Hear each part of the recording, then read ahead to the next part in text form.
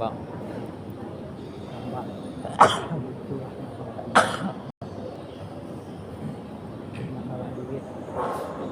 Assalamualaikum warahmatullahi wabarakatuh. Alhamdulillahilladzi ja'alana muslimina mu'minina wa razaqana minat thayyibat. Asyhadu an la ilaha illallah wahdahu la syarika lah wa asyhadu anna sayyidana wa nabiyyana Muhammadan abduhu wa rasuluhu la nabiyya ba'dahu. Allahumma shalli wa sallim ala habibina wa syafi'ina wa dhurrina wa qurrata a'yun wa maulana Muhammad wa ala alihi wa ashabihi ajma'in. Qalu subhanaka la 'ilma lana illa ma 'allamtana innaka antal 'alimul hakim. La haula wa la quwwata illa billahil 'aliyyil 'azim. Rabbi ishrah li sadri wa yassir li amri wahlul 'uqdatam min lisani yafqahu qawli. Para jamaah, ibu bapak, kaum muslimin dan muslimat yang dirahmati Allah, para orang tua, sepuh, asatidz yang kita muliakan, kaum muslimin dan muslimat rahimakumullah. Alhamdulillah wa syukurillah ala ni'matillah. Kembali pada pagi ini kita berjumpa dalam kajian tentang beberapa hal yang perlu kita ketahui, sifat-sifat mazmumah dan mahmudah, di mana bahasan ini masih berada pada sifat-sifat al-mazmumah. Sebelumnya terlebih dahulu marilah kita menghadiahkan bacaan surah Al-Fatihah di musannif fi hadzal kitab, dan juga kita hadiahkan kepada guru kita, orang-orang tua kita yang kita tentunya, dan juga orang yang berjasa dalam hidup kita. Mudah-mudahan pula kita mendapatkan ilmu yang bermanfaat. Ala hadhihi wa ala niyatin salihah ila hadratin Nabi Mustafa Rasulullah sallallahu alaihi wa alihi wa sallam. Al-Fatihah. Bismillahirrahmanirrahim. Alhamdulillahirabbil alamin, arrahmanir rahim, maliki yaumiddin. Iyyaka na'budu wa iyyaka nasta'in, ihdinas siratal mustaqim, siratal ladzina an'amta 'alaihim ghairil maghdubi 'alaihim waladdallin. Bismillahirrahmanirrahim. Qala al-musannif rahimahullah nafa'na bi 'ulumihi wal mudahanatu. Ini sifat berikutnya. Al mudahanah. Apa itu al mudahanah? Dia tarkud dini li salahid dunya.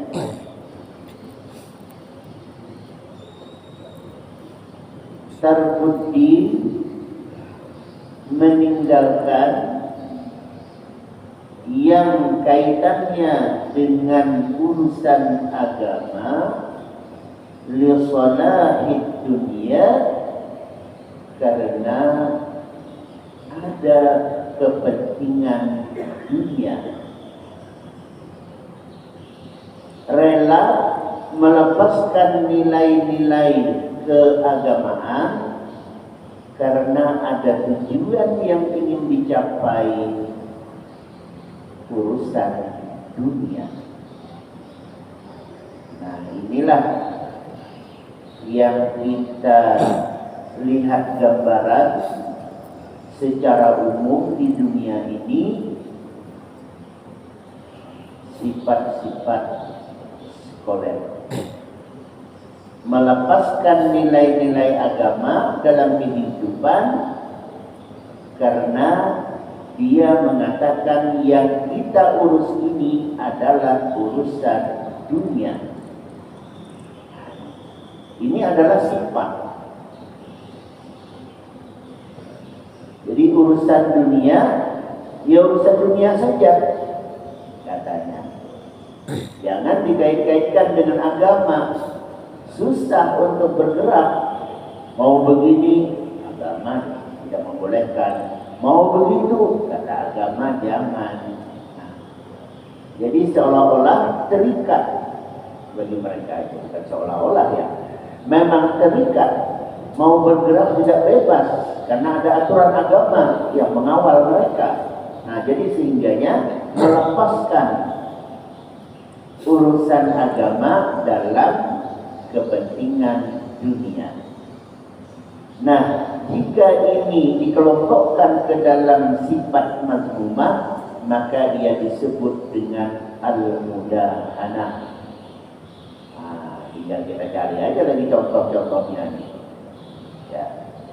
Jadi pikiran-pikiran orang yang sekuler, pikiran-pikiran orang yang selalu melepaskan agama dalam segala urusan kehidupannya, nah itulah al-mudahanah. Dalam dunia pekerjaan,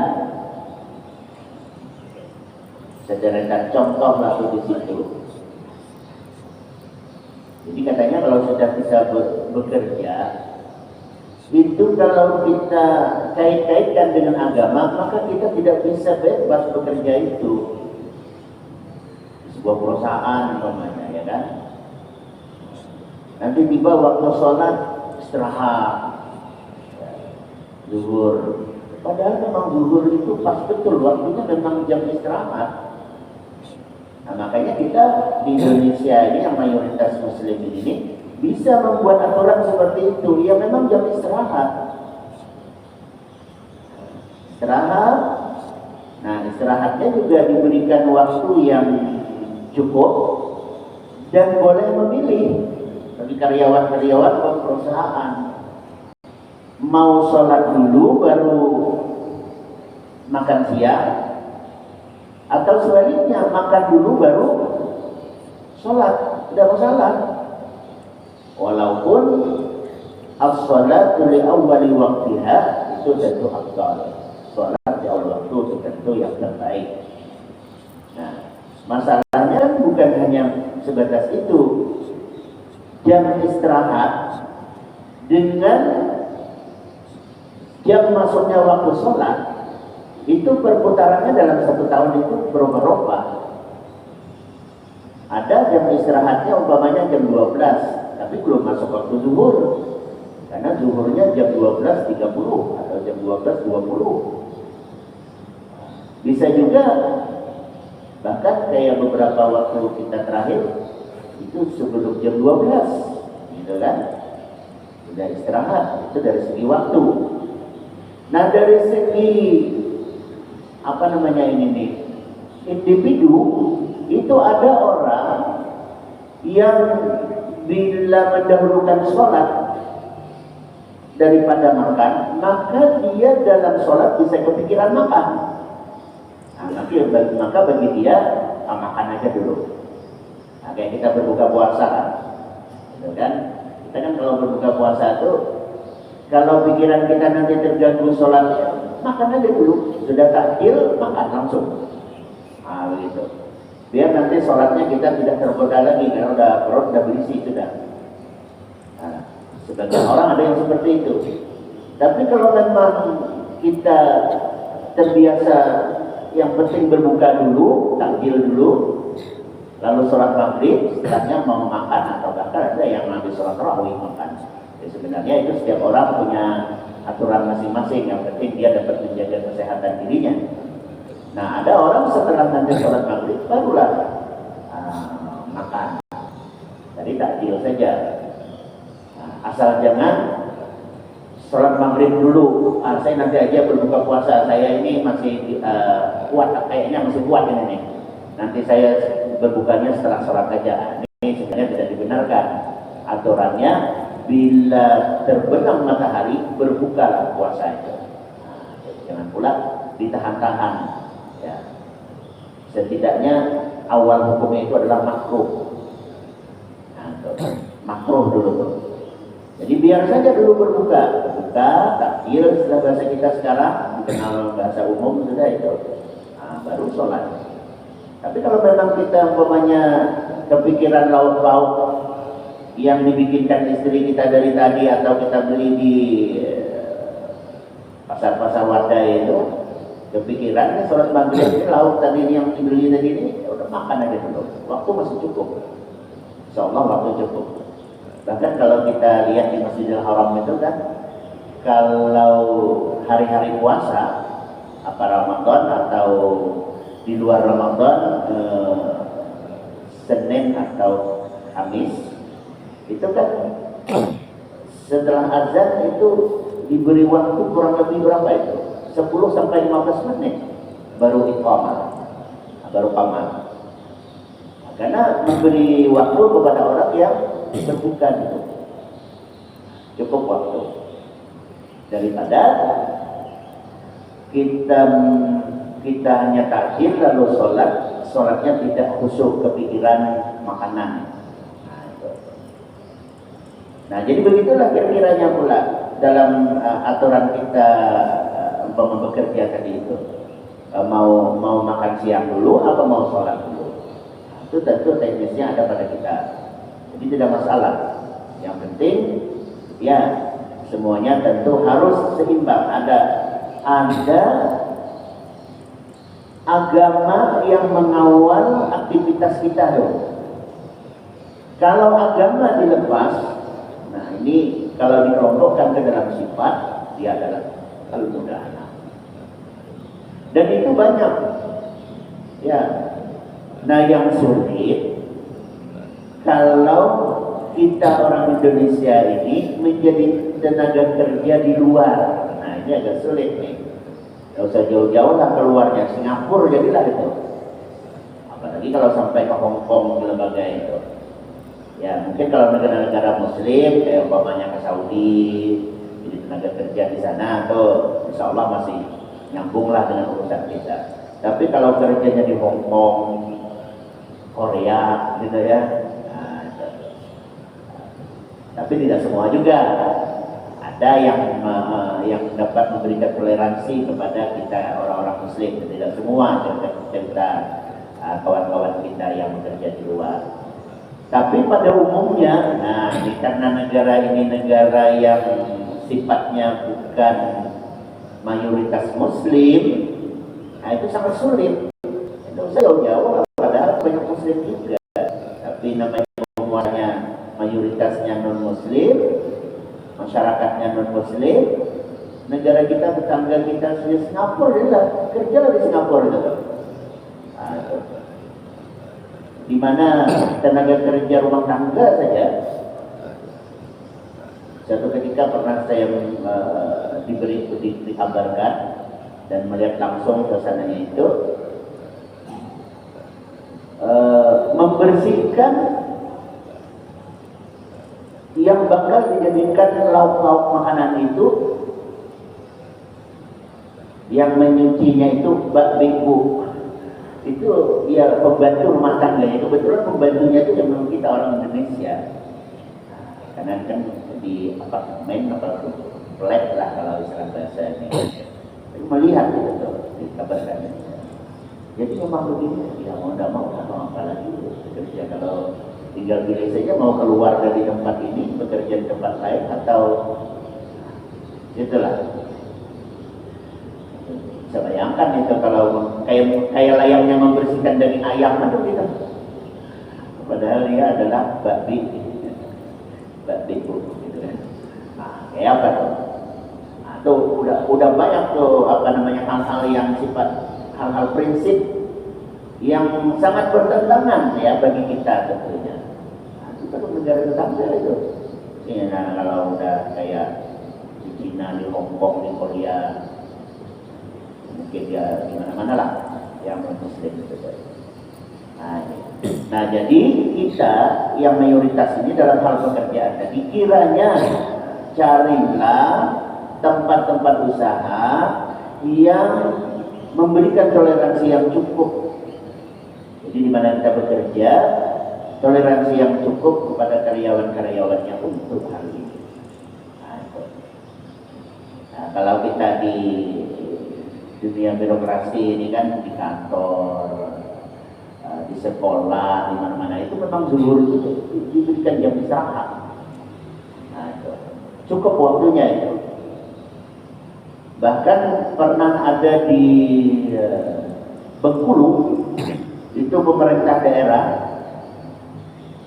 Kota Bengkulu, zuhur itu mewajibkan pegawai-pegawai kantor pemerintah daerah untuk sholat berjamaah di masjid, ya kalau kita itu masjid kabupaten ya kan, umpamanya anggota. Itu karyawannya tuh, karyawan kantor tuh dari pemerintah daerah Pemda itu diwajibkan sholat berjamaah. Tapi itu juga sebenarnya tidak mesti harus begitu. Dan bahkan memberikan reward ya, hadiah bagi yang tidak putus 40 waktu zuhur diumrohkan. Selintas ini baik dan memang baik sebenarnya, tapi khawatirnya, nah ada efek sampingnya. Apa efeknya itu? Nanti ya motivasinya menjadi berubah sholat itu tuh. Kalau dia pandai mengawal, semua ya, umpamanya dia mengambil berjamaahnya, ya tapi sholatnya tidak terganggu,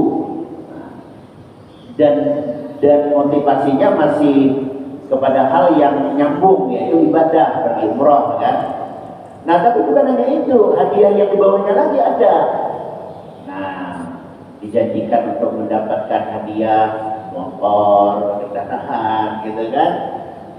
Kemudian yang terkecil umpamanya sampai hadiah-hadiah yang hadiah-hadiah hiburan, mungkin uang 200.000, 500.000 dan sebagainya. Nah, ternyata tidak berjalan lama, tapi itu pernah dilakukan. Nah, ya sampai seperti itu. Jadi sisi positifnya ini kepala daerahnya, dalam hal ini wali kota, hendak membiasakan karyawan ataupun para pegawai pemerintahnya di daerahnya ini membiasakan untuk sholat berjamaah. Intinya yang kita ambil itu caranya bagaimana. Mungkin sudah berbagai cara ini, mau begini, mau begitu dan seterusnya. Ternyata juga tentu sulit untuk kalau itu dijadikan sesuatu yang sifatnya pasti. Jadi memang harus dilakukan itu jadi agama itu tidak mengikat sebenarnya. Ad-dinu yusrun. Jadi agama itu mudah. Jadi kalau diikat dengan aturan yang pokoknya harus begini, itu bisa melenceng juga dari agama.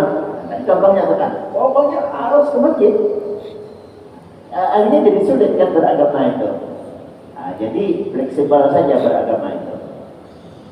Tetapi hal-hal yang prinsip dalam agama wajib dikerjakan. Mengerjakannya, nah itu teknisnya tentu berbeda-beda. Nah, jadi kalau mengerjakan perintah itu prinsipnya adalah semampu kita, tapi meninggalkan larangan itu memang harus sepenuhnya. Nah, itu dalam beragama. Meninggalkan larangan sepenuhnya. Meninggalkan itu kan gampang, cuma meninggalkan saja. Nah, kalau mengerjakan ini kaitannya dengan kemampuan. Namanya kita bekerja, berarti urusannya adalah kemampuan. Kalau meninggalkan, tinggalkan, beres. Ya. Nah, maka kalau meninggalkan larangan-larangan agama itu adalah 100%. Tidak bisa, saya belum bisa nih kayaknya Saya kalau belum minum dalam seminggu ini masih teler, dan saya minum aja lah dulu. Nah, kalau itu proses untuk meninggalkan dari yang sebelumnya, tentu itu proses namanya ya.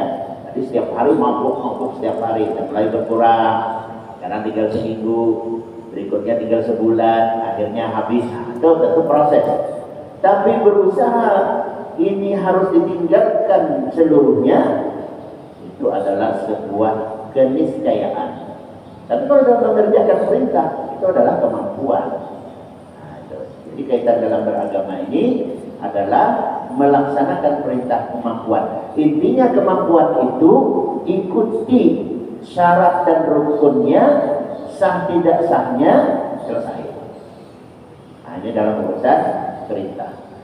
Nah, maka banyak hal tentunya juga termasuk al-mudahanah hiya taramun kawan. Sebutkan taramun kawan taqdiru ala dafi. Engkau melihat sebuah kemungkaran, hal yang bersifat larangan-larangan terhadap agama, sebenarnya taqdiru ala dafi. Kamu sebenarnya sanggup, mampu untuk menolaknya. Ini ada kemungkaran yang sebenarnya kita bisa menolak ini, kemungkaran ini. Tapi fala tadfa'uhu, kamu tidak menolaknya. Nah, ini mudahanah. Sebenarnya kita mampu menolak, tapi ternyata kita biarkan saja. Nah, itu. Apa alasannya? Hifdzan lijanibi murtakibihi, karena kita menjaga atau melindungi pelaku kemungkaran tersebut. Nah, jadi melihat ada sebuah kemungkaran, pada contohnya ya, perjudian lah, ada tempat perjudian. Ya, kita melihat tempat perjudian ini, sebenarnya kita mampu untuk menghentikan kegiatan itu, tapi kita biarkan saja. Alasannya apa? Nah, macam-macam motivasinya. Ini kan dengan adanya tempat perjudian ini kan pajak masuk, nah umpamanya kan. Nah, itu dulu kan sempat pernah heboh, tahun berapa itu? Gubernur Ali Sadikin Jakarta yang melegalkan prostitusi, karena dengan legalitasnya prostitusi ini itu masuk uang untuk daerah dari sudut pajak. Nah, itu. Dengan pajak inilah membangun kota Jakarta. Kebijakan gubernur,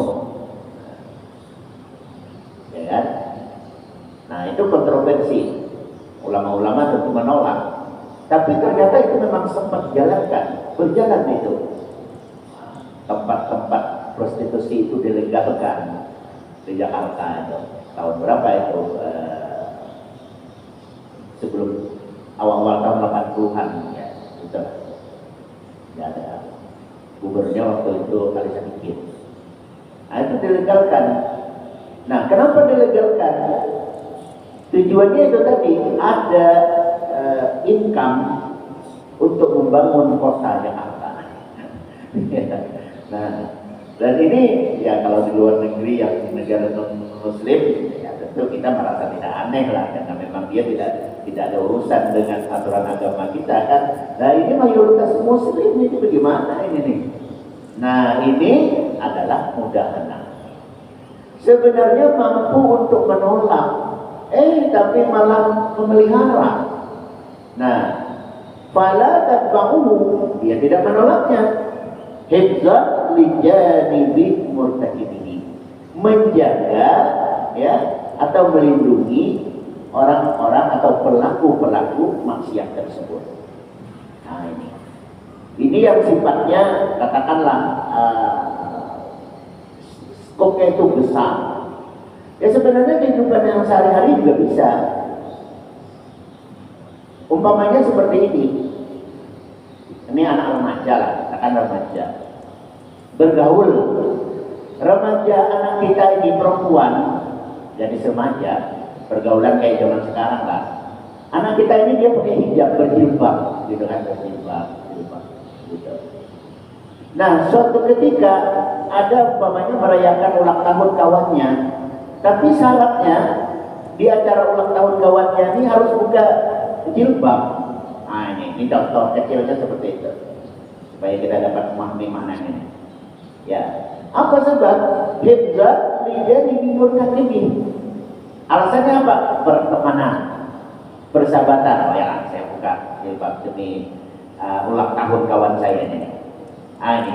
Padahal kan dia bisa menolaknya itu. Maaf, aduh, saya jadi tidak enak hati ini memang dengan kawan ya, ulang tahun. Tapi kalau saya harus membuka jilbab saya, ini perintah agama, maaf, saya tidak bisa hadir. Sebenarnya yang seperti ini bagi yang memahami ini justru dia bakal dihormati. Ya mungkin juga dia akan sedikit ditinggalkan dalam persahabatan itu. Ya tentu janganlah pula kemudian bersahabat. Ya, kalau kita mampu mewarnai dalam sebuah persahabatan, nah kita masuk ke situ. Kita mewarnai, jangan kita diwarnai oleh mereka. Jadi kita boleh saja bergaul dengan siapapun, tapi kita mampu masuk di situ.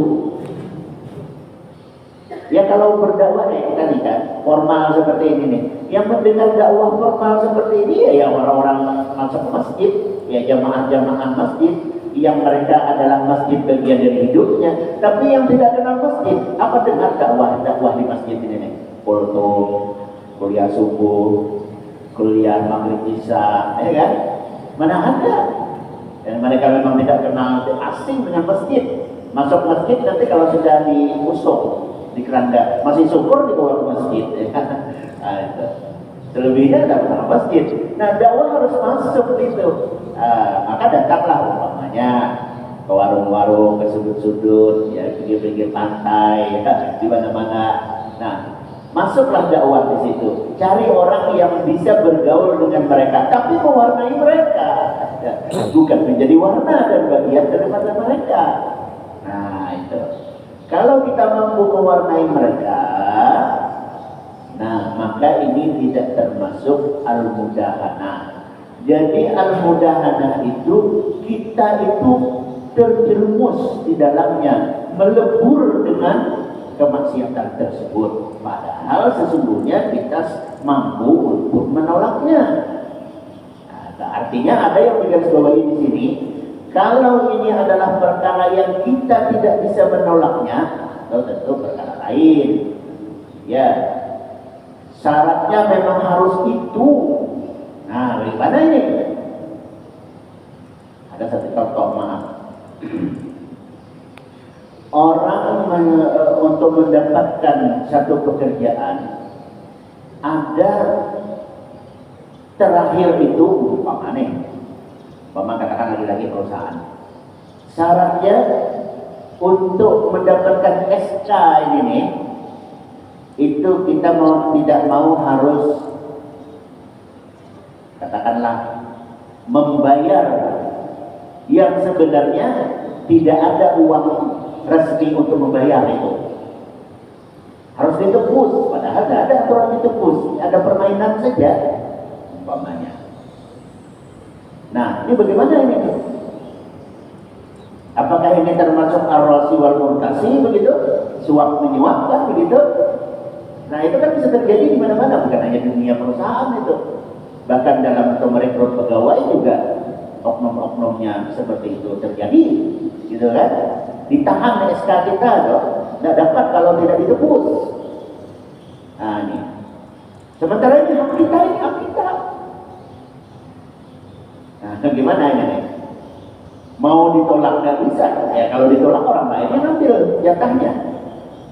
Oh jadi Anda tidak terimanya nih? Kalau tidak terima ya berarti lowongan Anda dicabut, masuk orang lain. Nah, begitulah kerasnya dalam dunia pekerjaan itu. Dan itu bukan rahasia umum lagi itu. Bukan rahasia maksudnya. Kalau rahasia umum kan berarti rahasia. Bukan rahasia. Ya semua orang tahu. Dunia pekerjaan itu bisa terjadi seperti itu. Dari dunia perusahaan kah itu, dari dunia pekerjaan formal kah itu. Yang model-model seperti itu. Ya, SK itu ditahan. Nah, maka sebagian ulama berpendapat pada salah satu ulama tokoh dunia di Al-Azhar Mesir, ya di antaranya berpendapat seperti ini. Jadi kita pada hakikatnya itu adalah mengambil hak kita, tapi mau tidak mau hak ini harus ditebus. Nah, maka tebusan dalam hal ini karena ini adalah hak. Hak itu kan seperti ini pengertian hak itu. Hak itu boleh diambil, boleh tidak, itu namanya hak. Tapi kalau kewajiban itu pasti, mesti, kalau tidak hukum. Ini kayak pemilu tadi ini kan. Hak kita memilih, mau memilih, mau tidak, terserah. Itu hak kita. Tapi kalau kewajiban kita memilih, mau tidak mau kita harus pergi ke TPS. Kalau tidak pergi ke TPS, besok polisi jemput, penjara kita. Karena kewajiban. Tapi di Indonesia tidak kewajiban memilih itu, tapi adalah hak. Kayak kalau di Australia itu kewajiban. Orang tidak memilih, ada sanksi hukum. Rakyat tidak memilih itu, pemilu itu, ada sanksi hukum karena memilih adalah kewajiban. Nah di Indonesia bukan kewajiban, kita adalah hak. Nah, namanya hak, mau diambil silakan, kalau tidak ya nggak apa-apa kan gitu. Nah sama ini hak kita tadi ini, SK kerjaan ini, mau diambil atau tidak? Nah kalau tidak ya sudah orang lain yang mengambil jatahnya kan begitu.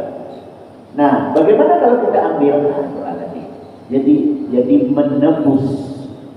Jadi ibaratnya kayak tawanan perang. Tawanan itu ditebus. Ini SK kita ini ditawan. Nah bagaimana supaya tawanan ini bisa lepas? Tebus.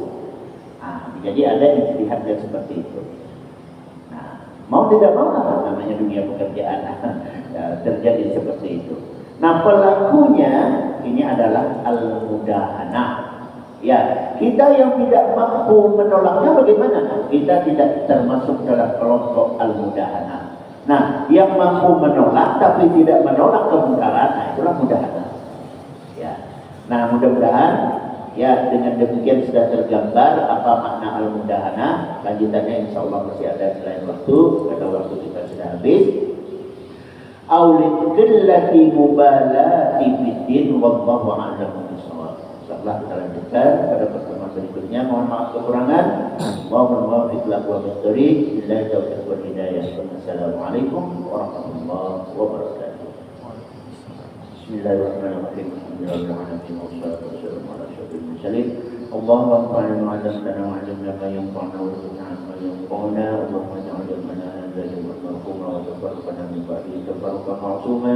اللهم لا تجعل فينا ولا معنا شقيا ولا محروما. ربنا آتنا في الدنيا حسنة وفي الآخرة حسنة وقنا عذاب النار. صلى الله على سيدنا محمد وعلى آله وصحبه وسلم والحمد لله رب العالمين. تقبل الله منكم